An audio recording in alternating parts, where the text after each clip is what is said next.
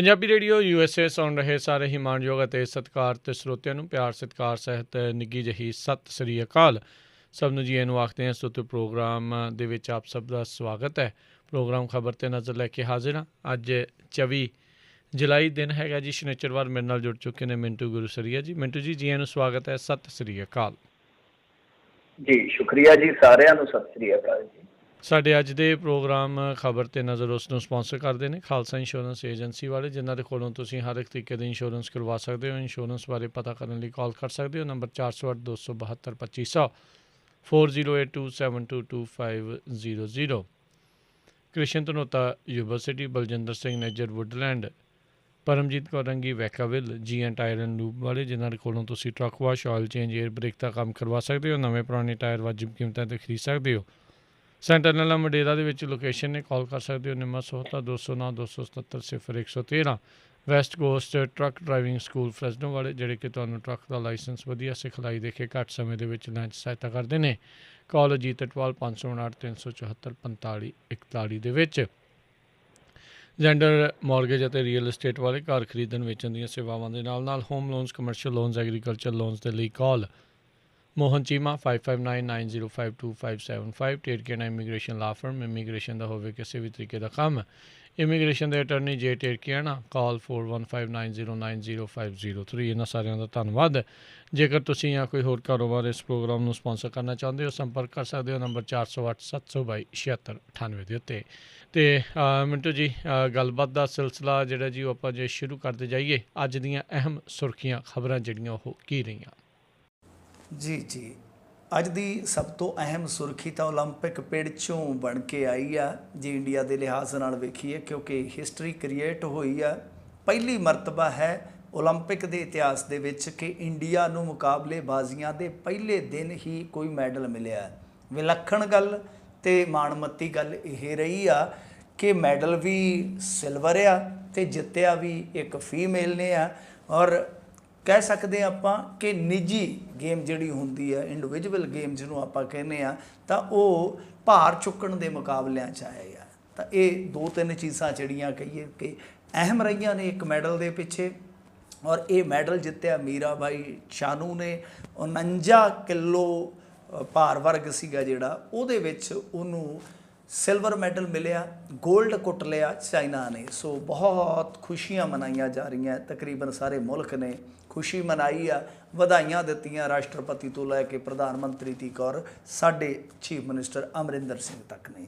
ਜੇ ਹੋਰ ਮੁਕਾਬਲਿਆਂ ਦੀ ਗੱਲ ਕਰ ਲਈਏ, ਨਿਸ਼ਾਨੇਬਾਜ਼ ਆ ਸੌਰਭ ਚੌਧਰੀ, ਬੜਾ ਜ਼ਬਰਦਸਤ ਆ, ਰੈਂਕਿੰਗ ਦੇ ਵਿੱਚ ਵੀ ਆਲਾ ਦਰਜੇ 'ਤੇ ਆ। ਅਤੇ ਉਹਨੇ ਵੀ 10 M ਏਅਰ ਪਿਸਟਲ ਜਿਹੜਾ ਮਤਲਬ ਕਿ ਹੁੰਦਾ ਹੈ ਮੁਕਾਬਲਾ, ਉਹਦੇ ਵਿੱਚ ਫਾਈਨਲ 'ਚ ਜਗ੍ਹਾ ਬਣਾ ਲਈ ਹੈ। ਯਾਨੀ ਇੱਕੋ ਦਿਨ 2 ਮੈਡਲ ਸਮਝ ਲਓ ਕਿ ਆ ਗਏ। ਆਰਚਰੀ ਦੇ ਵਿੱਚ ਥੋੜ੍ਹਾ ਜਿਹਾ ਅੱਜ ਇੱਕ ਕਹਿ ਲਓ ਕਿ ਦੁਖਦਾਈ ਲਮਾ ਆਇਆ।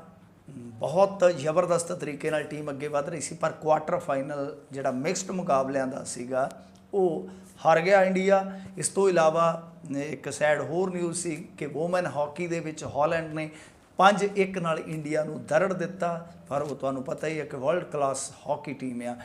ਪਰੰਤੂ ਇੱਕ ਵੱਡੀ ਖਬਰ ਜਿਹੜੀ ਸੀ ਓਲੰਪਿਕ ਪਿੜ 'ਚੋਂ, ਜਿਹੜੀ ਪੰਜਾਬ ਦੇ ਲਿਹਾਜ਼ ਨਾਲ ਅਹਿਮ ਰਹੀ, ਕਿ ਹਾਕੀ ਵਾਲਿਆਂ ਨੇ ਸ਼ੁਰੂਆਤੀ ਦਿਨ ਦੇ ਵਿੱਚ ਹੀ ਨਿਊਜ਼ੀਲੈਂਡ ਨੂੰ ਹਰਾ ਦਿੱਤਾ 3-2 ਦੇ ਨਾਲ। ਔਰ ਤਿੰਨੇ ਗੋਲ ਜਿਹੜੇ ਆ ਪੰਜਾਬੀ ਮੁੰਡਿਆਂ ਨੇ ਕੀਤੇ, 2 ਹਰਮਨ ਨੇ ਕੀਤੇ, ਇੱਕ ਮੇਰੇ ਖਿਆਲ ਦੇ ਨਾਲ ਰੁਪਿੰਦਰ ਨੇ ਕੀਤਾ। ਸੋ ਬੜਾ ਜ਼ਬਰਦਸਤ ਮੁਕਾਬਲਾ ਸੀ। ਕੱਲ੍ਹ ਨੂੰ ਹੁਣ ਆਸਟ੍ਰੇਲੀਆ ਦੇ ਨਾਲ, ਜਿਹੜੀ ਕਿ ਦੁਨੀਆ ਦੀ ਇੱਕ ਹਮਲਾਵਰ ਟੀਮ ਆ, ਉਹਦੇ ਨਾਲ ਮੁਕਾਬਲਾ। ਸੋ ਇਹ ਅੱਜ ਦੀ ਕਹਿ ਲਈਏ ਕਿ ਓਲੰਪਿਕ ਡਾਇਰੀ ਸੀ ਸੰਖੇਪ ਦੇ ਵਿੱਚ। ਹੁਣ ਓਲੰਪਿਕ ਦੇ ਮੈਦਾਨ 'ਚੋਂ ਨਿਕਲ ਕੇ ਸਿਆਸੀ ਮੈਦਾਨ ਦੇ ਘਮਸਾਨ ਨੂੰ ਝਾਕੀਏ ਤਾਂ ਸਿੱਧੂ ਦੇ ਅਹੁਦਾ ਸੰਭਾਲ ਸਮਾਗਮ 'ਤੇ ਚੰਡੀਗੜ੍ਹ ਪੁਲਿਸ ਨੇ ਐਕਸ਼ਨ ਲਿਆ। ਕਹਿੰਦੇ ਇਕੱਠ ਚੰਗਾ ਕੀਤਾ ਸੀ ਅਤੇ ਪ੍ਰੋਟੋਕਾਲ ਤੋੜਨ ਦੇ ਦੋਸ਼ ਦੇ ਵਿੱਚ ਅਣਪਛਾਤੇ ਵਿਅਕਤੀਆਂ 'ਤੇ ਮਾਮਲਾ ਦਰਜ ਕਰ ਲਿਆ ਗਿਆ। ਮਤਲਬ ਕਿ ਅਣਪਛਾਤੀ ਪੁਲਿਸ ਵਾਂਗੂ ਸਿੱਧੂ ਹੁਰੀ ਵੀ ਅਣਪਛਾਤੇ ਆ ਚੰਡੀਗੜ੍ਹ ਪੁਲਿਸ ਦੇ ਲਿਹਾਜ਼ ਨਾਲ ਜੇ ਦੇਖੀਏ। ਤਾਂ ਵਿਕੀਪੀਡੀਆ ਦਾ ਲਿੰਕ ਜਿਹੜਾ ਉਹ ਇਹਨਾਂ ਨੂੰ ਭੇਜ ਦੇਣਾ ਚਾਹੀਦਾ, ਗੂਗਲ ਭੇਜ ਦੇਣਾ ਚਾਹੀਦਾ ਕਿ ਕੈਪਟਨ ਅਮਰਿੰਦਰ ਸਿੰਘ ਅਦਨਾਜ ਆਦਮੀ ਕਿੱਥੇ ਰਹਿੰਦਾ ਹੈ, ਫਿਰ ਨਵਜੋਤ ਸਿੰਘ ਸਿੱਧੂ ਹੈ ਜਿਹੜਾ ਉਹ ਕਿੱਥੇ ਰਹਿੰਦਾ, ਸਾਰਿਆਂ ਦੇ ਐਡਰੈਸ ਦੇ ਦੇਣੇ ਚਾਹੀਦੇ ਆ। ਪਰ ਗੱਲ ਇਹ ਆ ਕਿ ਇਕੱਲਾ ਪ੍ਰੋਟੋਕੋਲ ਹੀ ਨਹੀਂ ਟੁੱਟਿਆ, ਉਹ ਤੇ ਐ ਥੁੱਕ ਲਾ ਕੇ ਤੇ ਐ ਹੱਥ ਮਲ ਕੇ ਭਾਸ਼ਣ ਤੇ ਲੱਗਿਆ ਉੱਠਿਆ ਸੀ, ਬਾਅਦ 'ਚ ਪਤਾ ਨਹੀਂ ਕਿੰਨਿਆਂ ਨਾਲ ਹੱਥ ਮਲਾਏ। ਤਾਂ ਬਹੁਤ ਕੁਛ ਆ। ਖੈਰ ਦੇਖਦੇ ਆ ਇਹ ਕਾਗਜ਼ੀ ਐਕਸ਼ਨ ਆ ਜਾਂ ਕਹਿ ਲਓ ਕਿ ਜ਼ਮੀਨੀ ਪੱਧਰ 'ਤੇ ਵੀ ਕੁਛ ਲਿਆ ਜਾਊਗਾ। ਸੋ ਉਮੀਦ ਆ ਕਿ ਆਉਣ ਵਾਲੇ ਦਿਨਾਂ ਦੇ ਵਿੱਚ ਇਸ ਐਕਸ਼ਨ ਦਾ ਫੈਸਲਾ ਹੋਏਗਾ ਜੀ। ਜੀ ਅਗਲੀ ਜਿਹੜੀ ਗੱਲ ਕਰਦੇ ਜਾਈਏ, NSA ਕੇਸ ਦੇ ਵਿੱਚ ਫਸਾਏ ਗਏ ਕਾਰਕੁਨ ਨੇ ਮੁਆਵਜ਼ਾ ਮੰਗਿਆ। ਹਾਂਜੀ, ਦੇਖੋ ਇਹ ਮਸਲਾ ਜਿਹੜਾ ਸੀਗਾ ਨਾ ਉਹ ਮਣੀਪੁਰ ਦੇ ਨਾਲ ਜੁੜਿਆ ਹੋਇਆ ਸੀਗਾ। ਦਰਅਸਲ ਉੱਥੇ ਨਾ ਇੱਕ ਐਕਟਿਵਿਸਟ ਨੂੰ ਅੰਦਰ ਸੁੱਟ ਦਿੱਤਾ ਗਿਆ ਸੀ NSA ਲਾ ਕੇ। NSA ਮਤਲਬ ਨੈਸ਼ਨਲ ਸਿਕਿਉਰਿਟੀ ਐਕਟ ਕਹਿ ਲਓ ਤੁਸੀਂ, ਇਹਨੂੰ ਰਸੂਕਾ ਵੀ ਕਹਿ ਦਿੰਦੇ ਹਿੰਦੀ ਦੇ ਵਿੱਚ। ਤੇ ਇਹ ਕਾਨੂੰਨ ਜਿਹੜਾ ਬੜਾ ਸਖਤ ਕਾਨੂੰਨ ਹੈ, ਜਿੱਦਾਂ ਆਪਾਂ ਸੈਡੀਸ਼ਨ ਦਾ ਕਾਨੂੰਨ ਦੇਖਦੇ ਹਾਂ ਆਮ ਤੌਰ 'ਤੇ ਲਾ ਦਿੱਤਾ ਜਾਂਦਾ ਆ। ਤਾਂ ਹੋਇਆ ਕੀ ਕਿ ਫਿਰ ਇਹ ਮਾਮਲਾ ਜਦੋਂ ਗਿਆ ਸੁਪਰੀਮ ਕੋਰਟ ਦੇ ਵਿੱਚ, ਤਾਂ ਉਹਦੇ 'ਚ ਸੁਪਰੀਮ ਕੋਰਟ ਨੇ ਇੱਕ ਗੱਲ ਕਹੀ ਸੀ। ਉਹਨਾਂ ਨੇ ਕਿਹਾ ਸੀਗਾ ਕਿ ਇਹ ਕੇਸ ਕਿਤੇ ਵੀ ਕਾਨੂੰਨ ਦੇ ਤਕਾਜ਼ੇ 'ਤੇ ਠਹਿਰਦਾ ਹੀ ਨਹੀਂ ਹੈ, ਪੈਮਾਨੇ 'ਤੇ ਖੜਦਾ ਹੀ ਨਹੀਂ ਹੈ। ਤੇ ਇਸ ਬੰਦੇ ਨੂੰ, ਉਕਤ ਨੌਜਵਾਨ ਨੂੰ 1 ਸੈਕਿੰਡ ਲਈ ਵੀ ਹਿਰਾਸਤ ਦੇ ਵਿੱਚ ਰੱਖਣਾ ਜਿਹੜਾ ਉਹ ਜੀਣ ਦੇ ਅਧਿਕਾਰ ਦਾ ਉਲੰਘਣ ਆ। ਮਤਲਬ ਕਿ ਇੱਕ ਦਿਨ ਵੀ ਇਹਨੂੰ ਹਿਰਾਸਤ 'ਚ ਨਹੀਂ ਰੱਖਿਆ ਜਾ ਸਕਦਾ। ਬਹਰਹਾਲ ਇਹਦਾ ਨਾਮ ਜਿਹੜਾ ਸੀਗਾ ਮੁੰਡੇ ਦਾ, ਇਹਦਾ ਨਾਮ ਮੇਰੇ ਖਿਆਲ ਦੇ ਨਾਲ ਅਰੈਂਡਰੋ ਲੀਚੋਮਮ ਐਸਾ ਨਾਮ ਸੀਗਾ ਇਹਦਾ। ਤਾਂ ਇਹਦਾ ਜਿਹੜਾ ਮਾਮਲਾ ਵਿਗੜਿਆ ਸੀ ਉਹ ਇਸ ਗੱਲ ਤੋਂ ਵਿਗੜਿਆ ਸੀਗਾ ਕਿ ਭਾਰਤੀ ਜਨਤਾ ਪਾਰਟੀ ਦੇ ਕੁਛ ਲੀਡਰਸ ਦੀ ਵੀ ਤੁਹਾਨੂੰ ਪਤਾ ਕੋਵਿਡ ਦੇ ਦੌਰਾਨ ਮੌਤ ਹੋਈ ਹੈ। ਚਲੋ ਮੌਤ ਕਿਸੇ ਦੀ ਵੀ ਮਾੜੀ ਗੱਲ ਆ। ਤੇ ਇਸ ਦਰਮਿਆਨ ਇਹਨੇ ਇੱਕ ਤੰਜ਼ ਕੀਤਾ ਸੀਗਾ ਕਿ ਤੁਸੀਂ ਤੇ ਲੋਕਾਂ ਨੂੰ ਦੱਸਦੇ ਜੇ ਕਿ ਗੋਬਰ ਲੇਪ ਕਰ ਲਓ, ਗਊ ਮੂਤਰ ਪੀ ਲਓ, ਇਹਦੇ ਨਾਲ ਕਰੋਨਾ ਨਹੀਂ ਹੁੰਦਾ। ਤੇ ਤੁਹਾਡੇ ਬੰਦਿਆਂ ਤੇ ਹੁਣ ਆਪਣੀ ਜਿਹੜੀ ਤੁਹਾਡੇ ਇਲਾਜ ਦੀ ਇਹ ਜਿਹੜੀ ਵਿਧੀ ਆ ਉਹ ਕਿਉਂ ਨਹੀਂ ਅਪਣਾਈ ਗਈ। ਇੱਕ ਮਤਲਬ ਕਿ ਤੰਜ਼ ਸੀ। ਹੁਣ ਸਾਇੰਟੀਫਿਕ ਤਰੀਕੇ ਦੇ ਨਾਲ ਤਰਕ ਸੀਗਾ ਕਿ ਜਿਹੜੀਆਂ ਚੀਜ਼ਾਂ ਤੁਸੀਂ ਲੋਕਾਂ ਨੂੰ ਆਂਦੇ ਜੇ ਕਿ ਆਹ ਚੀਜ਼ ਖਾਓ ਤੇ ਇਹਦੇ ਤੋਂ ਕਰੋਨਾ ਭੱਜਦਾ ਵਾ, ਤੇ ਉਹ ਚੀਜ਼ ਤੁਸੀਂ ਕਿਉਂ ਨਹੀਂ, ਉਹ ਨੁਸਖਾ ਤੁਸੀਂ ਕਿਉਂ ਨਹੀਂ ਅਜ਼ਮਾਇਆ ਜੀ। ਤਾਂ ਚਲੋ ਇੰਨੇ ਦੇ ਵਿੱਚ ਵਿਗੜ ਗਈ ਫਿਰ ਉਹਨਾਂ ਦੀ ਤਬੀਅਤ। ਤੁਹਾਨੂੰ ਪਤਾ ਕੈਫੀਅਤ ਅੱਜ ਕੱਲ੍ਹ ਕਿਸ ਤਰ੍ਹਾਂ ਦੀ ਚੱਲਣ ਡਈ ਹੈ ਉਹਨਾਂ ਦੀ। ਉਹਨਾਂ ਚੱਕ ਕੇ ਤੇ ਇਹਨੂੰ ਮਾਰਿਆ ਅੰਦਰ। ਕਹਿੰਦੇ ਤੈਨੂੰ ਅਸੀਂ ਦੱਸਦੇ ਹਾਂ ਗੋਬਰ ਤੇ ਗਊ ਮੂਤਰ ਤੇ ਸਵਾਲ ਕਿਸ ਤਰ੍ਹਾਂ ਚੁੱਕੀਦਾ। ਚਲੋ ਉਹ ਕਹਿੰਦੇ ਕਿ ਤੂੰ ਤਨਜ਼ ਕੀ ਕੀਤਾ, ਤੂੰ ਤੇ ਸਾਡੀ ਰਾਸ਼ਟਰੀ ਸੁਰੱਖਿਆ ਨੂੰ ਖਤਰਾ ਪੈਦਾ ਕਰ ਦਿੱਤਾ। ਮਤਲਬ ਕਿ ਨੈਸ਼ਨਲ ਸਿਕਿਉਰਿਟੀ ਐਕਟ ਤਾਂ ਹੀ ਲੱਗੇਗਾ ਨਾ ਜੇ ਆਪਾਂ ਕਿਸੇ ਮੁਲਕ ਦੇ ਰਾਸ਼ਟਰੀ ਜੋ ਵੀ ਕਾਨੂੰਨ ਕਾਇਦੇ ਆ ਉਹਦੇ ਮੁਤਾਬਕ ਵੇਖੀਏ। ਤੇ ਜੇ ਉਹਦੀ ਸੁਰੱਖਿਆ ਨੂੰ ਆਪਾਂ ਕਿਤੇ ਖਤਰਾ ਸਾਬਤ ਹੁੰਦੇ ਆ, ਥ੍ਰੈਟ ਸਾਬਤ ਹੁੰਦੇ ਆ, ਤਦ ਹੀ ਇਹੋ ਜਿਹਾ ਕਾਨੂੰਨ ਲਾਗੂ ਹੋਏਗਾ। ਤੇ ਉਹਨਾਂ ਨੇ ਚੱਕ ਕੇ ਇੱਕ ਪੋਸਟ ਤੇ ਚੇਪ ਦਿੱਤਾ, ਕਹਿੰਦੇ ਆ ਜਾ ਪੁੱਤ ਤੈਨੂੰ ਦੱਸਦੇ ਆ, ਤੈਨੂੰ ਬਣਾਉਣੇ ਆ ਬੰਦਾ, ਤੈਨੂੰ ਬਣਾਉਣੇ ਆ ਤਰਕਵਾਦੀ, ਤੇਰੀ ਕਰ ਦਿੰਦੇ ਆ ਮੱਤ ਸਿੱਧੀ। ਤੇ ਫਿਰ ਮਾਮਲਾ ਕਿਆ ਸੁਪਰੀਮ ਕੋਰਟ ਦੇ ਵਿੱਚ। ਸੁਪਰੀਮ ਕੋਰਟ ਨੇ ਆਖਿਆ ਕਿ ਨਾ ਇਹ ਗੱਲ ਨਹੀਂ ਬਣਦੀ, ਕਿਉਂਕਿ ਆਰਟੀਕਲ 21 ਆਰਟੀਕਲ 21 ਸਾਨੂੰ ਜੀਣ ਦਾ ਅਧਿਕਾਰ ਦਿੰਦਾ ਤੇ ਇਹ ਤੇ ਸਿੱਧਾ ਜੀਣ ਦੇ ਅਧਿਕਾਰ ਦਾ ਉਲੰਘਣ ਆ। ਬਹਰਹਾਲ ਚਲੋ ਸਮਾਨਤ ਮਿਲ ਗਈ। ਪਰ ਕੁਛ ਲੋਕ ਹੁੰਦੇ ਆ ਕਿ ਦੇਖੋ ਜਦੋਂ ਇਸ ਤਰ੍ਹਾਂ ਦੇ ਕੇਸ ਦੇ ਵਿੱਚੋਂ ਖੜਾ ਛੁੱਟਦਾ, ਅਗਲਾ ਕਹਿੰਦਾ ਪੂਛ ਤੜਾ ਕੇ ਨਿਕਲ ਜਾਓ ਯਾਰ, ਨਿਕਲ ਜਾਈਦਾ ਜਿੱਧਰ ਨੂੰ। ਬਹੁਤੇ ਬੰਦੇ ਇਹੀ ਸੋਚਦੇ ਆ ਕਿ ਕਚਹਿਰੀ 'ਚ ਇੱਕ ਵਾਰੀ ਜੱਜ ਕਹਿ ਦੇਵੇ ਸਹੀ ਕਿ ਜ਼ਮਾਨਤ ਜਾਂ ਬਰੀ, ਪਿੱਛਾ ਭੌਂ ਕੇ ਨਹੀਂ ਵੇਖਣਾ। ਕਈ ਵਾਰ ਡਰਾਉਂਦੇ ਹੁੰਦੇ ਸੀਗੇ ਨਾ ਪੁਰਾਣੇ ਬਜ਼ੁਰਗ ਜਾਂ ਕਿ ਪਿੱਛਾ ਭੌਂ ਕੇ ਨਹੀਂ ਵੇਖੀਦਾ, ਫਲਾਣੀ ਥਾਂ ਤੇ ਜਦੋਂ ਗੁਜ਼ਰੀਦਾ ਇੱਦਾਂ ਨਹੀਂ ਕਰੀਦਾ, ਉੱਦਾਂ ਨਹੀਂ ਕਰੀਦਾ। ਤਾਂ ਮਤਲਬ ਕਿ ਇੱਕ ਡਰ ਹੈ ਐਸਾ ਕਿ ਪਿੱਛੇ ਭੌਂ ਕੇ ਨਾ ਵੇਖੋ, ਹੁਣ ਨਿਕਲ ਜਾਓ ਜੇ ਜੱਜ ਨੇ ਬਰੀ ਕਰ ਦਿੱਤਾ। ਪਰ ਕੁਛ ਲੋਕ ਹੁੰਦੇ ਆ ਕਿ ਬਰੀ ਹੋਣ ਤੋਂ ਬਾਅਦ ਵੀ, ਜ਼ਮਾਨਤ ਲੈਣ ਤੋਂ ਬਾਅਦ ਵੀ ਮਤਲਬ ਕਿ ਕਿਤੇ ਨਾ ਕਿਤੇ ਅੜਦੇ ਆ। ਆਪਾਂ ਜੇ ਇੱਕ ਐਗਜ਼ਾਮਪਲ ਦੇਖੀਏ, ਮੈਂ ਤੁਹਾਨੂੰ ਇੱਕ ਐਗਜ਼ਾਮਪਲ ਦਿੰਦਾ ਪੰਜਾਬ ਦੀ। ਸਰਬਜੀਤ ਸਿੰਘ ਵੇਰਕਾ ਹੋਏ ਨੇ, ਉਹ ਬਹੁਤ ਵਧੀਆ ਵਕੀਲ ਵੀ ਨੇ ਤੇ ਮਨੁੱਖੀ ਅਧਿਕਾਰਾਂ ਦੇ ਕਾਰਕੁਨ ਵੀ ਨੇ। ਭਾਈ ਖਾਲੜਾ ਹੋਰਾਂ ਦੇ ਕੇਸ ਦੇ ਵਿੱਚ ਉਹ ਵਿਕਟਮ ਵੀ ਰਹੇ ਨੇ। ਉਹਨਾਂ ਨੂੰ ਬਹੁਤ ਜ਼ਿਆਦਾ ਤਸ਼ੱਦਦ ਝੱਲਣਾ ਪਿਆ, ਤਸੀਹੇ ਝੱਲਣੇ ਪਏ। ਪਰ ਉਹਨਾਂ ਨੇ ਵੀ ਇੱਕ ਲੜਾਈ ਲੜੀ, ਵਕੀਲ ਨੇ ਵੀ, ਖੁਦ ਵਕੀਲ ਬਣੇ ਕਿਉਂਕਿ ਉਸ ਟਾਈਮ 'ਤੇ ਉਹ ਪੜ੍ਹਦੇ ਸੀਗੇ 90 ਦੇ ਦਹਾਕੇ 'ਚ। बाद च वकील बने, अपना केस लड़िया क्योंकि उस केस चों बरी हो गए। तो फिर तुहानूं याद होना है आपां ऐसे रेडियो ते एक खबर कीती सीगी कि पंजाब पुलिस दी प्रॉपर्टी अटैच करवाई सी उन्होंने नाल, जी मतलब कि जो उन्होंने झल्लिया, जो बर्दाश्त किया, जो धक्का उन्होंने नाल होया, तो उहदे एवजाने दे वजों उन्होंने प्रॉपर्टी अटैच करवाई सी क्योंकि मुआवजा पै गया सीगा पुलिस नूं। मेरे ख्याल दे नाल 7 या 8 लाख का मुआवजा पिया सीगा, कुछ ज़्यादा भी हो सकता, हुण पुरानी गल हो गई है थोड़ी। खैर उस तरह ही इस एक्टिविस्ट का बाप जिहड़ा है वो हुण दोबारे गया फिर सुप्रीम कोर्ट च, मतलब कि सुप्रीम जी कोर्ट चों बेल मिली, सुप्रीम कोर्ट च वो चले गया। वो कहता है कि मेरे मुंडे नूं खाह मखा इन्हां ने खज्जल कीता, ਉਹਦੀ हिरासत जिहड़ी है वो गैर कानूनी सीगी, सो लिहाजा सानू कंपनसेट करना चाहिए सरकार नूं। मणिपुर सरकार को हुण नोटिस कर दिता गया। मेरे ख्याल दे नाल देखो, चलो मुआवजा 50,000 मिले, मुआवजा 5 लाख मिले, जिन्ना मिलता गल मुआवजे की नहीं है, गल तो है कि तुहाडे विच लड़न दा मादा किन्ना, मुआवजा नहीं मादा किन्ना है, और तुसी अख च अख किवें पा सकदे हो सिस्टम दे, क्योंकि एक बंदा तुहानू रोल के रख दिंदा है, तुसी उहदा खैड़ा फिर ये कह के छड्ड दिंदे हो कि चलो यार छड्डो मेरे नाल जो होगी ये तो सरकार है। पर मेरे ख्याल दे नाल जिवें जिवें इस तरह के मामले वधणगे, क्योंकि एक तो वेखो हुण फिर ये लाइमलाइट च आ गया ना मुद्दा, जिद्दां NSA लगा, सुप्रीम कोर्ट च सुनवाई हुई, एक तो उस टाइम आया, एक हुण फिर आ गया। मतलब कि इहो जे मामले जिहड़े धक्केशाही के मामले आ, धक्कड़शाही नाल जुड़े मामले आ, वो लाइमलाइट दे विच रहिंदे आ, और इहदे नाल की हुंदा है कि अवेयरनैस आउंदी है कि हाँ यार साडा ये हक बनदा है कि जे सानू सरकार रोलदी है या सानू कोई धिर जिहड़ी है वो तशद्दद का शिकार बनाउंदी है, तां असीं अपनी लड़ाई जित के एक होर लड़ाई विढ़ सकते हैं कि असीं उहदा मुआवजा मंग सकते हैं। तुहाडे इधर ते बहुत वड्डे मुआवजे दिते जांदे आ या दुआए जांदे आ, तां इधर हाले ये रीत जिहड़ी आ कमज़ोर आ। मेरे ख्याल दे नाल ये रीत जिहड़ी आ अगे तोड़नी चाहिए, और इहदे विच जिहड़े एक्टिविस्ट ने वकील खास तौर पर वो बहुत अहम रोल अदा कर सकते इंडिया के इस दौर के विच। जी बिल्कुल। अगली मिंटू जी गल करिए, पंजाब ने भी नहीं दिता अपने मरे मरीजों का आंकड़ा।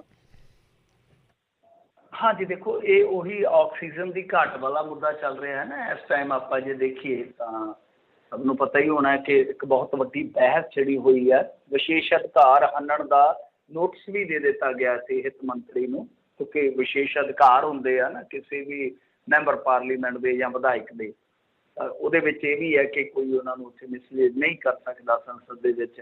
ਤਾਂ ਹੁਣ ਜਿਹੜਾ ਰਾਜ ਸਰਕਾਰਾਂ ਤੇ ਧੂੜਾ ਝਾੜਿਆ ਗਿਆ ਕੇਂਦਰ ਸਰਕਾਰ ਵੱਲੋਂ ਕਿ ਸਾਨੂੰ ਤੇ ਇਹਨਾਂ ਨੇ ਕੋਈ ਡਾਟਾ ਦਿੱਤਾ ਹੀ ਨਹੀਂ ਹੈ, ਤਾਂ ਅਸੀਂ ਕਿਵੇਂ ਕਹਿ ਦਈਏ ਕਿ ਆਕਸੀਜਨ ਦੀ ਕਿੱਲਤ ਨਾਲ ਜਾਂ ਘਾਟ ਨਾਲ ਮੌਤ ਹੋਈ ਆ। ਤਾਂ ਇੱਥੇ ਆ ਕੇ ਗਰਾਰੀ ਫਸ ਗਈ, ਲੋਕ ਅਗਲ ਬਗਲ ਝਾਕਣ ਲੱਗ ਪਏ, ਆਸੇ ਪਾਸੇ ਵੇਖਣ ਲੱਗ ਪਏ ਕਿ ਮੌਤਾਂ ਤੇ ਯਾਰ ਵਾਹਵਾ ਹੋਈਆਂ ਸਨ। ਫਿਰ ਅਗਲੇ ਦਿਨ कुछ चुनिंदा अखबार ने डाटा कढ़िया अपना पुराना, तो एक अखबार जिहड़ा पिछले दिन ही बहुत चर्चा दे विच रहा, जिहदे दफ्तरां ते रेड पई आ, उन्हें सारे डाटे कुलैक्ट करके दोबारा शाया कीते। उन्होंने कहा कि देखो 629 के करीब तो रिकॉर्ड च आए ने, मतलब कि जिहड़े हस्पतालों च मरे आ, जिहड़े घरां दे विच ऑक्सीजन की घाट करके मर गए ने, वो तो पता ही नहीं किन्ने को होणगे। ये तो गल सही है। हुण जदों इस तरह मतलब कि कोई खबर निकलती है, इस तरह कह लो कि कंट्राडिक्शन निकलती है, तो उदों फिर आले दुआले वेख्या जाता स्टेटां दे विच जिहड़े अच्छे रिपोर्टर होंदे आ कि साडा की बनया, साडा की बनया। आपां नूं याद होना है कि पंजाब दे विच ऑक्सीजन की घाट करके सब तो वड्डी जे त्रासदी वापरी सी तां ओह वापरी सी अमृतसर दे विच, जिथे 6 बंदे मर गए सन। और कमाल की गल यह आ कि खुद सरकार ने उस मामले की इनकुआरी कराई हुई है। वड्डी गल जिहड़ी है, नोटेबल चीज़ जिहड़ी है वो ये आ कि खुद कमेटी बनाई इन्होंने, खुद इनकुआरी कराई आ, ते खुद इन्होंने वो डाटा जिहड़ा केंद्र नूं भेजिया है। सो एक भी कहंदे आ कि साडे इत्थे मौत नहीं हुई, जिहड़ा पंजाब सरकार ने केंद्र नूं डाटा भेजिया है। ये एक रिपोर्टर ने अश्विनी जी चंडीगढ़ तो ਬਹੁਤ ਖੋਜੀ ਰਿਪੋਰਟਰ ਨੇ ਵੀ, ਤਾਂ ਇਹਨਾਂ ਨੇ ਰਿਪੋਰਟ ਕੱਢੀ ਆ ਕਿ ਜਿਹੜੇ ਇਹਨਾਂ ਦੇ ਡਾਕੂਮੈਂਟ ਆ, ਇਹਨਾਂ ਨੇ ਵੀ ਇਹੋ ਲਿਖ ਕੇ ਘੱਲ ਦਿੱਤਾ ਕਿ ਸਾਡੇ ਇੱਥੇ ਮੌਤ ਨਹੀਂ ਹੋਈ। ਹੁਣ ਵੱਡਾ ਸਵਾਲ ਆ ਕਿ ਜੇ ਤੁਹਾਡੇ ਮੌਤ ਹੀ ਨਹੀਂ ਹੋਈ ਤੇ ਖਬਰ ਗਲਤ ਹੋ ਸਕਦੀ ਆ ਕਿ ਖਬਰ ਕਿਸੇ ਨੇ ਗਲਤ ਲਾਤੀ। ਜੇ ਖਬਰ ਗਲਤ ਲੱਗੀ ਆ ਤੇ ਫਿਰ ਤੁਸੀਂ ਕਮੇਟੀ ਕਾਹਤੋਂ ਬਿਠਾਈ ਤੇ ਕਮੇਟੀ ਨੇ ਰਿਪੋਰਟ ਵੀ ਦਿੱਤੀ। ਔਰ ਕਮਾਲ ਦੀ ਗੱਲ ਆ ਕਿ WhatsApp ਗਰੁੱਪਾਂ ਦੀ ਚੈਟ ਤੱਕ ਵਾਇਰਲ ਹੋਈ ਉਹਦੇ ਵਿੱਚ ਕਿ ਕਿਸ ਤਰ੍ਹਾਂ ਉਹ ਜਿਹੜੇ ਬਣੇ ਸੀ ਨਾ ਉਸ ਟਾਈਮ ਸਿਹਤ ਮਹਿਕਮੇ ਦੇ WhatsApp ਗਰੁੱਪ ਬਣੇ ਸੀ ਕਿ ਕਿਹੜੇ ਕਿਹੜੇ ਹਸਪਤਾਲ ਨੂੰ ਚਾਹੀਦੀ ਹੈ, ਤਾਂ ਉਹ ਚੈਟ ਤੱਕ ਵਾਇਰਲ ਹੋਈ ਹੈ, ਉਹ ਐਕਸੈਸ ਕਰ ਲਈ ਸੀ ਪੱਤਰਕਾਰਾਂ ਨੇ। ਤਾਂ ਤੁਸੀਂ ਹਿਸਾਬ ਲਾ ਲਓ ਕਿ ਕਿਸ ਤਰੀਕੇ ਨਾਲ ਅਸੀਂ ਇਕੱਲਾ ਕੇਂਦਰ ਨੂੰ ਦੋਸ਼ੀ ਨਹੀਂ ਬਣਾ ਸਕਦੇ, ਤਾਂ ਸਾਡਾ ਜਿਹੜਾ ਸੂਬਾ ਹੈ ਉਹਦਾ ਹਾਕਮ ਵੀ ਦੇਖੋ ਕਿੱਡੀ ਬੇਈਮਾਨੀ ਨਾਲ, ਕਿੱਡੀ ਮੈਂ ਕਹੂੰਗਾ ਕਿ ਦੇਖੀਏ ਤਾਂ ਕਿੱਡੀ ਹਾਸੋਹੀਣੀ ਸਥਿਤੀ ਹੈ ਉਹਦੀ ਕਿ ਉਹ ਕਿੱਡੀ ਚਲਾਕੀ ਦੇ ਨਾਲ ਡਾਟਾ ਲਗਾ ਰਿਹਾ। ਪਰ ਮੇਰੇ ਖਿਆਲ ਦੇ ਨਾਲ ਇਹ ਗਲਤ ਆ। ਹਾਂ, ਦੂਜੇ ਪਾਸੇ ਕੇਂਦਰ ਦੀ ਗਲਤੀ ਵਾਰ-ਵਾਰ ਆਖਾਂਗੇ ਕਿ ਤੁਸੀਂ ਇਹੋ ਜਿਹੀਆਂ ਖਬਰਾਂ ਦਾ ਨੋਟਿਸ ਲੈਂਦੇ, ਤੁਸੀਂ ਇਹਨਾਂ ਨੂੰ ਲੈਟਰ ਕੱਢਦੇ ਕਿ ਹਾਂ ਭਾਈ ਤੁਹਾਡੇ ਅਸੀਂ ਖਬਰ ਸੁਣੀ ਹੈ, ਤੁਸੀਂ ਦੱਸੋ ਕੀ ਮਾਮਲਾ ਹੈ। ਤੁਸੀਂ ਤਾਂ ਪੁੱਛਿਆ ਨਹੀਂ, ਜੋ ਉਹਨਾਂ ਨੇ ਲਿਖ ਕੇ ਘੱਲ ਦਿੱਤਾ ਤੇ ਠੀਕ ਠਾਕ ਆ। ਹੁਣ ਗੱਲ ਤੇ ਇਹੋ ਆ ਕਿ ਇਹੋ ਜਿਹੀਆਂ ਸਰਕਾਰਾਂ ਤੋਂ ਤੁਸੀਂ ਕੀ ਉਮੀਦ ਰੱਖੋਗੇ ਜਿਹੜੇ ਆਪਣੇ ਮਰੇ ਬੰਦਿਆਂ ਨੂੰ ਪਰਵਾਹ ਨਹੀਂ ਕਰਦੇ, ਕਬੂਲ ਨਹੀਂ ਕਰਦੇ ਕਿ ਹਾਂ ਬਈ ਇਹ ਮਰ ਗਏ ਆ ਤੇ ਸਾਡੀ ਅਣਗਹਿਲੀ ਕਰਕੇ ਮਰੇ ਆ। ਉਹ ਕੀ ਜਿਉਂਦਿਆਂ ਦਾ ਕੀ ਖਿਆਲ ਰੱਖਦੇ ਹੋਣੇ ਜਿਨ੍ਹਾਂ ਨੂੰ ਮੁਰਦਿਆਂ ਪ੍ਰਤੀ ਸੰਵੇਦਨਾ ਨਹੀਂ ਹੈਗੀ, ਪੀੜ ਨਹੀਂ ਹੈਗੀ, ਦਰਦ ਨਹੀਂ ਹੈਗਾ, ਉਹ ਜਿਉਂਦਿਆਂ ਦਾ ਕਿੰਨਾ ਕੁ ਫਿਕਰ ਕਰਦੇ ਹੋਣੇ ਆ ਕਿ ਸਾਡੇ ਨਾਗਰਿਕ ਕਿਸ ਹਾਲ 'ਚ ਰਹਿੰਦੇ ਆ, ਕਿਸ ਮੁਸੀਬਤ ਦਾ ਸਾਹਮਣਾ ਕਰਦੇ ਪਏ। ਸੋ ਬਹੁਤ ਵੱਡੀ ਨਾਅਹਲੀਅਤ ਹੈ, ਪੰਜਾਬੀਆਂ ਨੂੰ ਜਵਾਬਦੇਹ ਕਰਨਾ ਚਾਹੀਦਾ ਆਪਣੀ ਸਰਕਾਰ ਨੂੰ ਇਸ ਮੁੱਦੇ ਬਾਬਤ। ਜੀ ਬਿਲਕੁਲ ਬਿਲਕੁਲ। ਅਗਲੀ ਗੱਲ ਕਰਦੇ ਜਾਈਏ, PU ਦਾ ਪੇਚ ਅੜਿਆ, ਕੁਛ ਰਾਜਾਂ ਵੱਲੋਂ ਹਰੀ ਝੰਡੀ ਦੀ ਉਡੀਕ। ਹਾਂਜੀ ਵੇਖੋ, ਗੱਲ ਕੀ ਹੈ ਕਿ ਤੁਹਾਨੂੰ ਪਤਾ ਹੀ ਇਹ ਮੁੱਦਾ ਪਿਛਲੇ ਕੁਛ ਹਫ਼ਤਿਆਂ ਤੋਂ ਬਹੁਤ ਜ਼ਿਆਦਾ ਸੁਰਖੀਆਂ 'ਚ ਰਿਹਾ, ਖਬਰਾਂ 'ਚ ਰਿਹਾ ਤੇ ਆਪਣੀ ਵੀ ਚਰਚਾ 'ਚ ਰਿਹਾ ਹਮੇਸ਼ਾ, ਕਿਉਂਕਿ ਪੰਜਾਬ ਯੂਨੀਵਰਸਿਟੀ ਇੱਕ ਤਰ੍ਹਾਂ ਨਾਲ ਕਹਿ ਲਓ ਕਿ ਉਹਦਾ ਇਕਬਾਲ ਜਿਹੜਾ ਆ ਨਾ ਬਹੁਤ ਵੱਡਾ ਹੈ, ਬਹੁਤ ਬੁਲੰਦ ਆ, ਤੇ ਉਹ ਪੰਜਾਬ ਦਾ ਇੱਕ ਜਜ਼ਬਾਤ ਬਣ ਜਾਂਦਾ ਉਹਦਾ ਇਕਬਾਲ। ਮੇਨ ਗੱਲ ਇਹ ਆ। ਸੋ ਇਸ ਕਰਕੇ ਉਹਨੂੰ ਜਿਸ ਤਰੀਕੇ ਨਾਲ ਭਗਵੇਂ ਰੰਗ 'ਚ ਰੰਗਣ ਦਾ ਯਤਨ ਕੀਤਾ ਜਾ ਰਿਹਾ ਵਾ, ਜਿਸ ਤਰੀਕੇ ਨਾਲ ਪੰਜਾਬ ਦੇ ਹੱਥ 'ਚੋਂ ਖੋਹਣ ਦਾ ਯਤਨ ਕੀਤਾ ਜਾ ਰਿਹਾ, ਜਿਸ ਤਰੀਕੇ ਨਾਲ ਉਹਦੀ ਇੱਕ ਬਹੁਤ ਖੂਬਸੂਰਤ ਗਵਰਨਿੰਗ ਬਾਡੀ ਹੈ ਉਹਦਾ ਕਤਲ ਕਰਨ ਦਾ ਯਤਨ ਕੀਤਾ ਜਾ ਰਿਹਾ, ਉਹਦੀ ਮੁਖਾਲਫਤ ਹਮੇਸ਼ਾ ਪੰਜਾਬੀਆਂ ਨੇ ਕੀਤੀ ਆ। ਤੇ ਚੰਗੀ ਗੱਲ ਆ ਕਿ ਉਹਦੇ 'ਚ ਰਾਜਸੀ ਤਨਜ਼ੀਮਾਂ ਜਿਹੜੀਆਂ ਨੇ ਸਾਡੀਆਂ, ਉਹਦੇ 'ਚ ਰਾਜਨੀਤਿਕ ਧਿਰਾਂ ਜਿਹੜੀਆਂ ਨੇ ਉਹ ਵੀ ਇਨਵੋਲਵ ਹੋਈਆਂ ਅਕਾਲੀਆਂ ਨੇ। ਤੇ ਹੁਣ ਮੇਰੇ ਖਿਆਲ ਦੇ ਨਾਲ ਕੱਲ੍ਹ ਵੀ ਰਾਸ਼ਟਰਪਤੀ ਨੂੰ ਪੱਤਰ ਲਿਖਿਆ ਕਿ ਇਸ ਯੂਨੀਵਰਸਿਟੀ ਨੂੰ ਭਾਈ ਰਹਿਣ ਦਿਓ, ਜਿਉਂਦਾ ਤਿਉਂ ਰਹਿਣ ਦਿਓ, ਰੱਬ ਕਰਕੇ ਦਾ ਸਟਰਕਚਰ ਜਿਹੜਾ ਹੈ ਉਹ ਬਦਲੋ ਨਾ। ਤਾਂ ਉਹਦੇ 'ਚ ਆਮ ਆਦਮੀ ਪਾਰਟੀ ਨੇ ਵੀ ਅੱਛਾ ਰੋਲ ਪਲੇ ਕੀਤਾ, ਹੋਰ ਵੀ ਕੁਛ ਲੀਡਰ ਸਾਹਿਬਾਨ ਜਿਹੜੇ ਉਹ ਬੋਲੇ, ਚਲੋ ਸਾਰਿਆਂ ਦਾ ਸ਼ੁਕਰੀਆ। ਤਾਂ ਮਾਮਲਾ ਗਿਆ ਸੀਗਾ ਹਾਈ ਕੋਰਟ ਦੇ ਵਿੱਚ, ਤੇ ਹਾਈ ਕੋਰਟ 'ਚ ਜਦੋਂ ਇਹ ਮਾਮਲਾ ਗਿਆ ਸੀਗਾ ਉਹਦੇ 'ਚ ਕੀ ਹੋਇਆ ਕਿ ਉਸ ਟਾਈਮ ਇਲੈਕਸ਼ਨ ਇਹਨਾਂ ਨੇ ਰੋਕੇ ਸੀਗੇ, ਉਹਨੂੰ ਚੈਲੰਜ ਕੀਤਾ ਗਿਆ ਸੀ। ਉਹ ਸਾਰੀ ਕਹਾਣੀ ਦਾ ਸਰੋਤਿਆਂ ਨੂੰ ਪਤਾ ਹੋਏਗਾ, ਜੇ ਨਹੀਂ ਹੋਇਆ ਤਾਂ ਫਿਰ ਕਦੇ ਆਪਾਂ ਗੱਲ ਕਰ ਲਾਂਗੇ ਇਸ ਬਾਬਤ। ਤਾਂ ਹੋਇਆ ਕਿ ਇਹਨਾਂ ਨੇ ਵੇਲੇ ਸਿਰ ਇਲੈਕਸ਼ਨ ਨਹੀਂ ਕਰਾਏ, ਸੈਨੇਟ ਦੇ ਚੈਲੰਜ ਹੋਇਆ ਹਾਈ ਕੋਰਟ ਦੇ ਵਿੱਚ। ਹਾਈ ਕੋਰਟ ਨੇ ਆਰਡਰ ਕਰ ਦਿੱਤਾ ਸੀ, ਪਰੰਤੂ ਹੋਇਆ ਕਿ ਸੈਕਿੰਡ ਵੇਵ ਆ ਗਈ। ਇਹਨਾਂ ਨੇ ਇਸੇ ਦਰਮਿਆਨ ਉਸ ਆਰਡਰ ਨੂੰ ਚੈਲੰਜ ਵੀ ਕਰ ਦਿੱਤਾ। ਚਲੋ ਸੈਕਿੰਡ ਵੇਵ ਤੱਕ ਫਿਰ ਤੁਹਾਨੂੰ ਪਤਾ ਹੀ ਸੀਗਾ ਕੰਮ ਰੁਕ ਗਿਆ। ਹੋਇਆ ਕਿ ਇਨ ਬਿਟਵੀਨ ਇਹਨਾਂ ਨੇ ਇੱਕ ਹਾਈ ਪਾਵਰ ਕਮੇਟੀ ਬਣਾ ਦਿੱਤੀ ਤੇ ਕਮੇਟੀ ਨੇ ਇਹੋ ਜਿਹੀਆਂ ਰੈਕਮੈਂਡੇਸ਼ਨਸ ਦੇ ਦਿੱਤੀਆਂ ਜਿਹੜੀਆਂ ਕਿ ਇਸ ਯੂਨੀਵਰਸਿਟੀ ਨੂੰ ਖਤਮ ਕਰਨ ਲਈ ਇੱਕ ਆਖਰੀ ਹਥਿਆਰ ਸਮਝੀਆਂ ਜਾ ਸਕਦੀਆਂ। ਤਾਂ ਉਸ ਤੋਂ ਬਾਅਦ ਫਿਰ ਇਹ ਸੀਗਾ ਕਿ ਕਿਤੇ ਇਹ ਨਾ ਹੋਵੇ ਕਿ ਹਾਈ ਪਾਵਰ ਦੀ ਜਿਹੜੀ ਇਹ ਕਮੇਟੀ ਦੀ ਹੈਗੀ ਹੈ ਰਿਪੋਰਟ, ਉਹਨੂੰ ਆਧਾਰ ਬਣਾ ਕੇ ਚੋਣਾਂ ਜਿਹੜੀਆਂ ਰੁਕਵਾ ਦਿੱਤੀਆਂ ਜਾਣ। ਪਰ ਐਸਾ ਨਹੀਂ ਹੋਇਆ। ਹਾਈ ਕੋਰਟ ਨੇ ਆਖਿਆ ਇਲੈਕਸ਼ਨ ਤੁਹਾਨੂੰ ਕਰਵਾਉਣਾ ਪਏਗਾ। ਇਹ ਕੁਛ ਕੁ ਦਿਨ ਪਹਿਲਾਂ ਸੁਣਵਾਈ ਹੋਈ ਸੀ। ਮਤਲਬ ਕਿ ਸਾਰੀ ਕਹਾਣੀ ਨੂੰ ਮੈਂ ਸਮੇਟਣ ਦਾ ਯਤਨ ਕੀਤਾ ਕਿ ਇਸ ਤਰ੍ਹਾਂ ਇਹ ਸਾਰਾ ਪ੍ਰੋਸੈਸ ਚੱਲਿਆ ਕਿ ਇਹਨਾਂ ਨੇ VC ਤੇ ਦੋਸ਼ ਲੱਗਿਆ ਕਿ ਉਹਨੇ ਜਾਣ-ਬੁੱਝ ਕੇ ਇਲੈਕਸ਼ਨ ਜਿਹੜਾ ਨਹੀਂ ਕਰਵਾਇਆ, ਕਿਉਂਕਿ ਉਸ ਟਾਈਮ ਬਿਹਾਰ ਦੇ ਵਿੱਚ ਬਰੋਬਰ ਇਲੈਕਸ਼ਨ ਹੋ ਰਿਹਾ ਸੀ, ਸਾਡਾ ਸ਼ਹਿਰੀ ਇਲੈਕਸ਼ਨ ਵੀ ਹੋਇਆ ਪੰਜਾਬ ਦੇ ਵਿੱਚ ਉਸ ਟਾਈਮ। ਖੈਰ ਚਲੋ ਹੁਣ ਅੱਗੇ ਆ ਜਾਓ। ਤਾਂ ਜਦੋਂ ਹਾਈ ਕੋਰਟ ਨੇ ਕਿਹਾ ਕਿ ਹਾਂ ਭਾਈ ਇਲੈਕਸ਼ਨ ਦਾ ਰਸਤਾ ਜਿਹੜਾ ਉਹ ਪੱਧਰਾ ਹੈ ਤੇ ਤੁਸੀਂ ਕਰਾਓ ਹੁਣ ਇਲੈਕਸ਼ਨ, ਤੇ ਇਹ ਅਗਸਤ ਦੇ ਵਿੱਚ ਇਲੈਕਸ਼ਨ ਰੱਖਿਆ ਗਿਆ। ਮਤਲਬ ਕਿ ਅਗਲੇ ਮਹੀਨੇ, ਅਗਲਾ ਮਹੀਨਾ ਵੀ ਕੀ ਹੁਣ 3 ਕੁ ਹਫ਼ਤੇ ਦਾ ਵਕਫਾ ਰਹਿ ਗਿਆ। ਹੋਇਆ ਕੀ ਆ ਕਿ ਦੇਖੋ ਜਿਹੜਾ ਹੁੰਦਾ ਨਾ ਜਿੱਦਾਂ ਗ੍ਰੈਜੂਏਟ ਹੁੰਦੇ ਆ, ਜਿਹੜੇ ਸਾਬਕਾ ਗ੍ਰੈਜੂਏਟ ਹੁੰਦੇ ਆ ਉੱਥੋਂ, ਉਹਨਾਂ ਦਾ ਇੱਕ ਇਲੈਕਸ਼ਨ ਹੁੰਦਾ, ਉਹ ਮੇਰੇ ਖਿਆਲ ਦੇ ਨਾਲ 15 ਕੁ ਸੀਟਾਂ ਹੁੰਦੀਆਂ ਨੇ, ਪਰ ਉਹਦੇ ਵਾਸਤੇ ਇਲੈਕਸ਼ਨ ਬੜਾ ਵਾਈਡ ਜਾਂਦਾ ਹੈ। ਜਿੱਦਾਂ ਕਹਿ ਲਓ ਕਿ ਚੰਡੀਗੜ੍ਹ ਵੀ ਆ, ਪੰਜਾਬ ਵੀ ਆ, ਹਰਿਆਣਾ ਵੀ ਹੈ, ਹਿਮਾਚਲ ਵੀ ਹੈ, ਦਿੱਲੀ ਵੀ ਹੈ, ਰਾਜਸਥਾਨ ਵਗੈਰਾ ਵੀ ਹੈ। ਤਾਂ ਤੁਸੀਂ ਸਮਝ ਲਓ ਕਿ ਬਹੁਤ ਜ਼ਿਆਦਾ ਫੈਲ ਜਾਂਦਾ ਇਲੈਕਸ਼ਨ। ਹੈ ਤਾਂ 15 ਸੀਟਾਂ ਨੇ, ਉਹ ਜਿਹੜੇ ਸਾਬਕਾ ਗ੍ਰੈਜੂਏਟ ਨੇ ਉੱਥੋਂ ਦੇ ਜਿਹੜੇ ਇਲੈਕਸ਼ਨ 'ਚ ਉਤਰਦੇ ਆ, ਤਾਂ ਪਰ ਉਹ ਬਹੁਤ ਜ਼ਿਆਦਾ ਫੈਲਦਾ, ਉਹਦਾ ਫੈਲਾਅ ਬਹੁਤ ਹੈ ਇਲੈਕਸ਼ਨ ਦਾ। ਹੁਣ ਉਹਦੇ 'ਚ ਜਿਹੜੀ ਰਿਪੋਰਟ ਹੈ ਆਪਣੇ ਕੋਲ, ਉਹ ਇਹੋ ਆ ਕਿ ਕੁਝ ਸਟੇਟਾਂ ਨੇ ਤਾਂ ਹਾਮੀ ਭਰ ਦਿੱਤੀ ਆ, ਪਰੰਤੂ ਦਿੱਲੀ ਹੋਵੇ ਜਾਂ ਰਾਜਸਥਾਨ ਹੋਵੇ ਜਾਂ ਹਿਮਾਚਲ ਹੋਵੇ, ਇਹਨਾਂ ਨੇ ਹਾਲੇ ਤੱਕ ਹਰੀ ਝੰਡੀ ਨਹੀਂ ਦਿੱਤੀ। ਤਾਂ ਇਹ ਆਪਣੇ ਆਪ ਦੇ ਵਿੱਚ ਬੜੀ ਗੱਲ ਥੋੜ੍ਹੀ ਜਿਹੀ ਚੁੱਭਦੀ ਆ ਕਿ ਦਿੱਲੀ ਸਰਕਾਰ ਤਾਂ ਇਸ ਟਾਈਮ ਪੰਜਾਬ ਦੇ ਵਿੱਚ ਦੇਖ ਰਹੀ ਆ, ਔਰ ਕਮਾਲ ਦੀ ਗੱਲ ਇਹ ਆ ਕਿ ਉਹਨਾਂ ਦੀ ਆਪਣੀ ਇੱਥੇ ਧਿਰ ਜਿਹੜੀ ਆ ਉਹ PU ਦੇ ਹੱਕ ਦੇ ਵਿੱਚ ਡਟੀ ਹੋਈ ਆ। ਉਹ ਕਿਉਂ ਹਰੀ ਝੰਡੀ ਨਹੀਂ ਦੇ ਰਹੇ ਪਤਾ ਨਹੀਂ, ਵੈਸੇ 2-4 ਦਿਨ ਦੇ ਵਿੱਚ ਹੋ ਗਿਆ ਹੋਵੇ ਤਾਂ ਪਤਾ ਨਹੀਂ। ਇਹ ਰਿਪੋਰਟ ਜਿਹੜੀ ਆਪਣੇ ਕੋਲੇ ਮਤਲਬ ਕਿ 2-3 ਦਿਨ ਪਹਿਲਾਂ ਆਈ ਸੀਗੀ ਕਿ ਹਾਲੇ ਤੱਕ ਝੰਡੀ ਰਹਿੰਦੀ। ਹੁਣ ਇਹਦੇ 'ਚੋਂ ਕਿਸੇ ਇੱਕ ਸਟੇਟ ਨੇ ਦੇਤੀ ਹੋਵੇ ਇਹਨਾਂ ਦਿਨਾਂ ਦੇ ਵਿੱਚ, ਪਤਾ ਨਹੀਂ, ਪਰ ਉਦੋਂ 3 ਸਟੇਟਾਂ ਨੇ ਨਹੀਂ ਸੀ ਦਿੱਤੀ। ਤਾਂ ਇਹਦੇ ਵਿੱਚ ਹੁਣ ਇਹ ਆ ਕਿ ਇੱਥੋਂ ਦੇ ਜਿਹੜੇ ਲੀਡਰ ਸਾਹਿਬਾਨ ਹੈ ਜਿਨ੍ਹਾਂ ਨੇ ਮੁੱਦਾ ਚੁੱਕਿਆ, ਜਿਨ੍ਹਾਂ ਦੇ ਆਪਾਂ ਮਸ਼ਹੂਰ ਆ, ਕਿ ਉਹ ਆਪਣੀ ਸਰਕਾਰ ਨੂੰ, ਦਿੱਲੀ ਵਾਲੀ ਸਰਕਾਰ ਨੂੰ ਕਹਿਣ ਕਿ ਜਲਦੀ ਜਲਦੀ ਨਿਬੇੜੋ ਕੰਮ, ਓਕੇ ਕਰੋ। ਫਿਰ ਰਾਜਸਥਾਨ ਦੇ ਨਾਲ ਸਿੱਧੂ ਸਾਹਿਬ ਨੂੰ ਕਰਨਾ ਚਾਹੀਦਾ ਉਹਨਾਂ ਦੇ ਨਾਲ ਰਾਬਤਾ, ਤੇ ਹੁਣ ਤਾਂ ਸਰਕਾਰ ਉੱਥੇ ਕਾਂਗਰਸ ਦੀ ਹੈ। ਜਦੋਂ ਇਸ ਤਰ੍ਹਾਂ ਹੋ ਜਾਏਗਾ ਤਾਂ ਹਿਮਾਚਲ ਦੀ ਫਿਰ ਕੋਈ ਵੁਕਤ ਨਹੀਂ ਰਹਿ ਜਾਏਗੀ, ਹਿਮਾਚਲ ਨੂੰ ਫਿਰ ਆਪਣੇ ਆਪ ਹੀ ਹਰੀ ਝੰਡੀ ਦੇਣੀ ਪਏਗੀ। ਸੋ ਇਹਨਾਂ ਕੋ ਹਮਲਾ ਮਾਰਨਾ ਚਾਹੀਦਾ ਕਿ ਇਲੈਕਸ਼ਨ ਹੋ ਜਾਵੇ, ਕਿਉਂਕਿ ਇਹਦੇ ਵਿੱਚ ਇੱਕ ਡਰ ਇਹ ਆ ਨਾ ਕਿ 3rd ਵੇਵ ਦਾ ਵੀ ਇੱਕ ਖਤਰਾ ਹੈ ਇੰਡੀਆ 'ਚ। ਕੱਲ੍ਹ ਨੂੰ ਮੰਨ ਲਓ, ਖੁਦਾ ਨਾ ਖਾਸਤਾ, ਪਹਿਲੀ ਗੱਲ ਤੇ ਦੁਆ ਕਰੀਏ, ਸੁੱਖ ਮੰਗੀਏ ਕਿ ਐਸਾ ਨਾ ਵਾਪਰੇ, ਆਪਾਂ ਹੀ ਗਲਤ ਸਾਬਤ ਹੋਈਏ।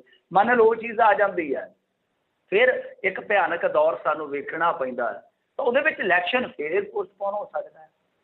ਤਦ ਲਾ ਲਓ ਕਿ 2-4-6 ਮਹੀਨੇ 8 ਮਹੀਨੇ ਫਿਰ ਲੰਘ ਜਾਣਗੇ। ਸੋ ਇਸ ਕਰਕੇ ਇਹਨਾਂ ਕੋ ਲੀਡਰਾਂ ਨੂੰ ਕੋਈ ਬਹੁਤਾ ਜ਼ਿਆਦਾ ਕੰਮ ਨਹੀਂ ਰਹਿ ਗਿਆ। ਇਹਨਾਂ ਨੇ ਬੜਾ ਵਧੀਆ ਰੋਲ ਪਲੇ ਕੀਤਾ ਵਾ, ਹੁਣ ਥੋੜਾ ਜਿਹਾ ਹੋਰ ਕਰ ਦੇਣ, ਇਲੈਕਸ਼ਨ ਕਰਵਾ ਦੇਣ ਤਾਂ ਮੇਰੇ ਖਿਆਲ ਦੇ ਨਾਲ ਵਧੀਆ ਰਹੇਗਾ।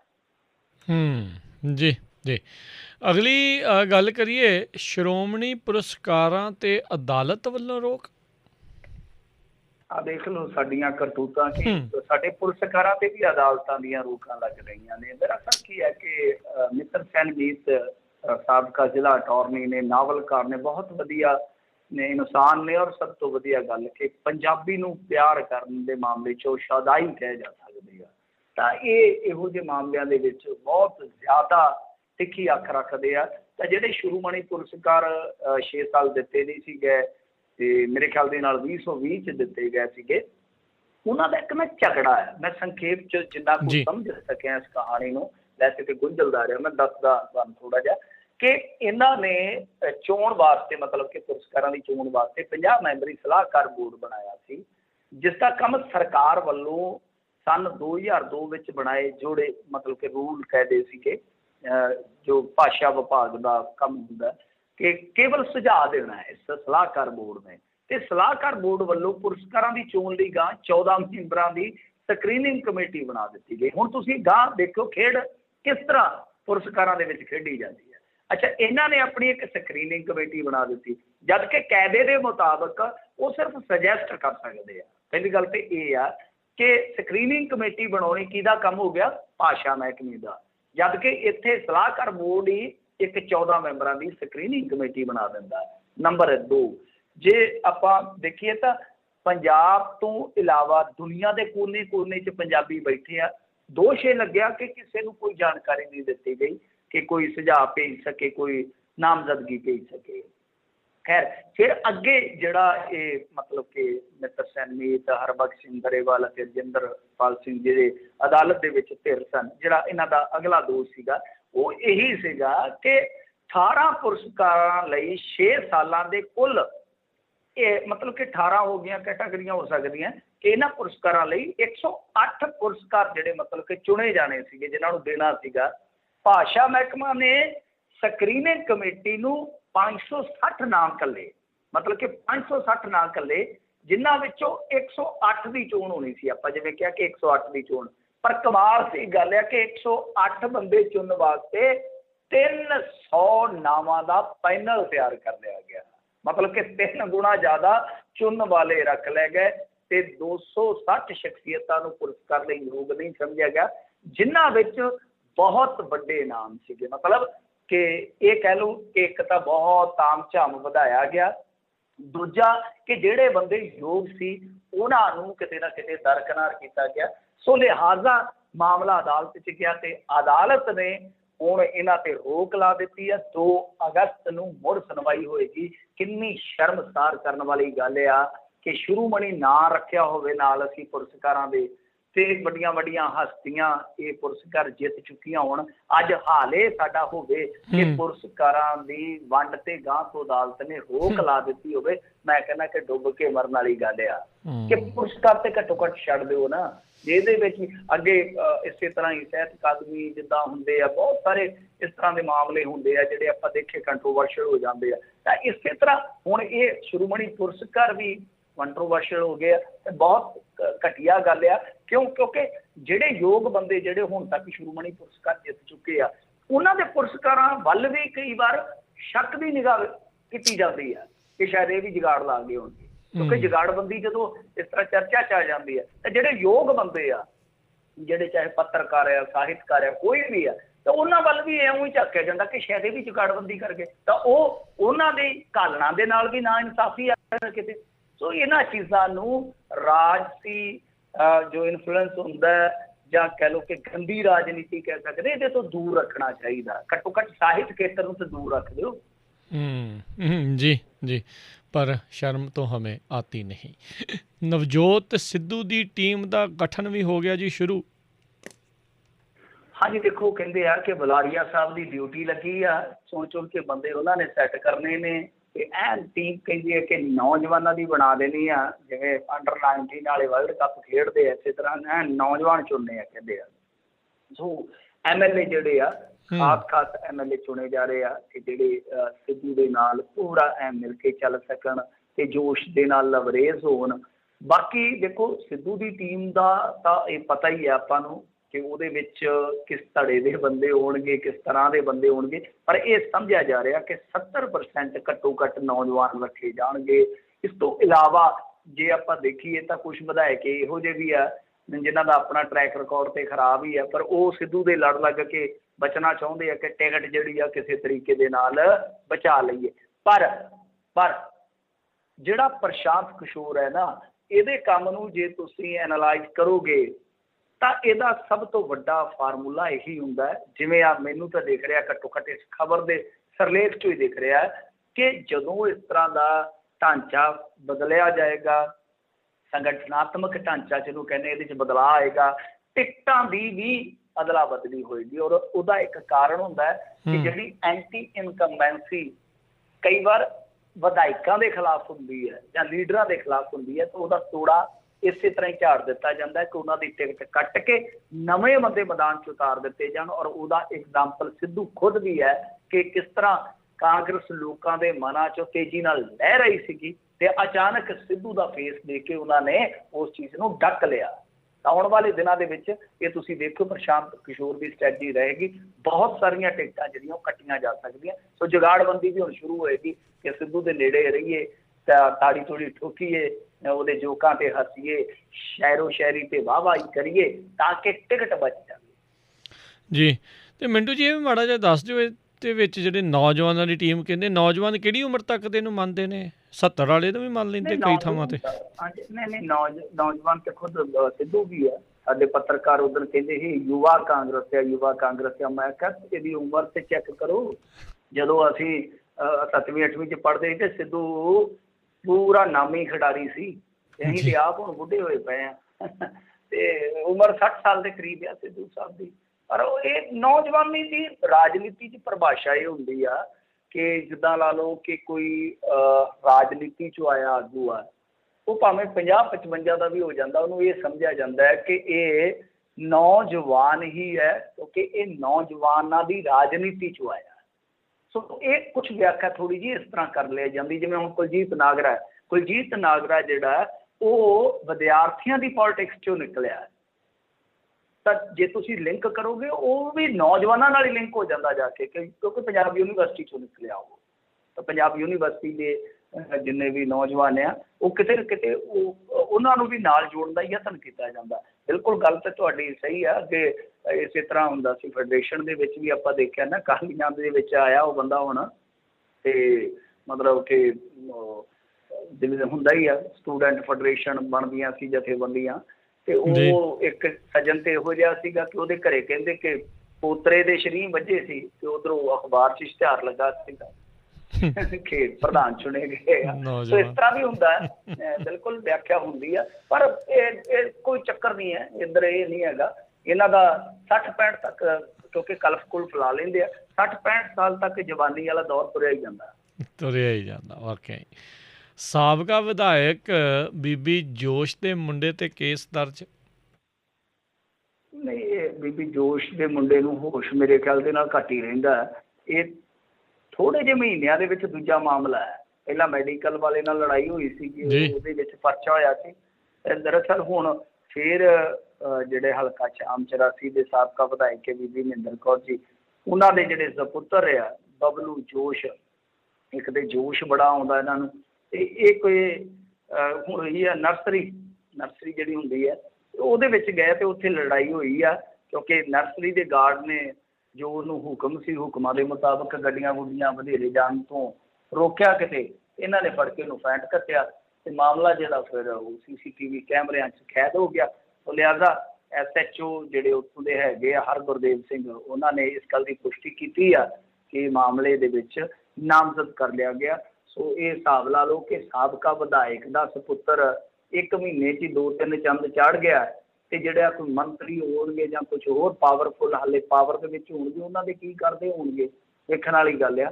ਪਰ ਗਲਤ ਗੱਲ ਆ ਕਿਸੇ ਗਰੀਬ ਨੂੰ ਜਾ ਕੇ ਕੁੱਟਣਾ ਮਾਰਨਾ, ਇਸ ਤਰ੍ਹਾਂ ਆਪਣੀ ਧੌਂਸ ਜਮਾਉਣੀ ਗਲਤ ਗੱਲ ਹੈ, ਕਿਉਂਕਿ ਉਹ ਤਾਂ ਹੁਕਮ ਦੇ ਵੱਜੇ ਆ।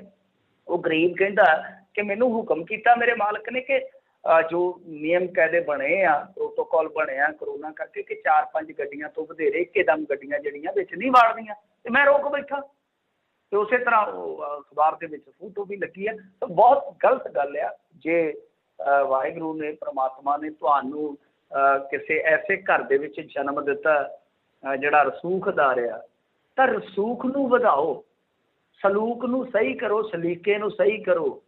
ਇਹ ਜ਼ਰੂਰੀ ਨਹੀਂ ਹੁੰਦਾ ਕਿ ਚਪੇੜਾਂ ਦੇ ਨਾਲ ਹੀ ਤੁਸੀਂ ਇਹ ਜਤਾਉਣਾ ਕਿ ਮੈਂ ਬਹੁਤ ਪਾਵਰਫੁੱਲ ਹਾਂ। ਤਾਂ ਪਾਵਰ ਜਿਹੜੀ ਹੈ ਨਾ, ਉਹ ਨਿਮਰਤਾ ਦੇ ਨਾਲ ਵੀ ਦਿਖਾਈ ਜਾ ਸਕਦੀ ਹੈ, ਰਸੂਖ ਨਿਮਰਤਾ ਦੇ ਨਾਲ ਵੀ ਦਿਖਾਇਆ ਜਾ ਸਕਦਾ ਕਿ ਯਾਰ ਫਲਾਣੇ ਘਰ ਦਾ ਮੁੰਡਾ ਜਿਹੜਾ ਬੱਲੇ ਬੱਲੇ ਬੱਲੇ ਇੰਨਾ ਨਿਮਰ ਆ। ਔਰ ਹੈਨ ਲੀਡਰਾਂ ਦੇ ਘਰ ਜੰਮੇ, ਤੁਸੀਂ ਦੇਖ ਸਕਦੇ ਹੋ। ਮੈਂ ਕੱਲ੍ਹ ਤੁਹਾਨੂੰ ਖੁੱਡੀਆਂ ਫੈਮਿਲੀ ਦਾ ਵੀ ਜ਼ਿਕਰ ਕੀਤਾ ਸੀ, ਉਹਨਾਂ ਦਾ ਵੀ ਇੱਕ ਬੱਚਾ ਜਿਹੜਾ ਕਿਸਾਨ ਅੰਦੋਲਨ ਦੇ ਵਿੱਚ ਅੱਛਾ ਬੁਲਾਰਾ ਬਣ ਕੇ ਨਿਕਲਿਆ, ਬੜੀ ਨਿਮਰਤਾ ਵਾਲਾ ਹੈ। ਸੋ ਕਹਿਣ ਦਾ ਮਤਲਬ ਕਿ ਇਸ ਤਰ੍ਹਾਂ ਦੇ ਸਾਨੂੰ ਵੇਖਣੇ ਚਾਹੀਦੇ ਆ ਨਾ ਕਿ ਆਪਣੇ ਪਰਿਵਾਰ ਦੇ ਸਾਡੇ ਕਿੰਨੇ ਲਿੰਕ ਆ, ਕਿਸ ਤਰ੍ਹਾਂ ਦਾ ਹਿਸਾਬ ਕਿਤਾਬ ਹੈ, ਅਤੇ ਅਸੀਂ ਕੀ ਕਰਤੂਤਾਂ ਕਰਦੇ ਪਏ ਜੀ। ਬਿਲਕੁਲ। ਅਤੇ ਮਿੰਟੂ ਜੀ ਬਹੁਤ ਬਹੁਤ ਧੰਨਵਾਦ, ਬੜੀ ਮਿਹਰਬਾਨੀ ਜੀ। ਮਿਲਦੇ ਹਾਂ ਜੀ ਅਗਲੀ ਵਾਰ। ਸਤਿ ਸ਼੍ਰੀ ਅਕਾਲ। ਸਤਿ ਸ਼੍ਰੀ ਅਕਾਲ। ਅਤੇ ਸਰੋਤਿਓ, ਇੱਥੇ ਸਾਡਾ ਅੱਜ ਦਾ ਪ੍ਰੋਗਰਾਮ ਸਮਾਪਤ ਹੈ। ਮਿਲਦੇ ਹਾਂ ਅਗਲੀ ਵਾਰ। ਤੱਕ ਲਈ ਮੇਰੇ ਵੱਲੋਂ ਵੀ ਤੁਹਾਨੂੰ ਸਭ ਨੂੰ ਪਿਆਰ ਭਰੀ ਸਤਿ ਸ਼੍ਰੀ ਅਕਾਲ। ਸੁਣਦੇ ਰਹੋ ਪੰਜਾਬੀ ਰੇਡੀਓ USA।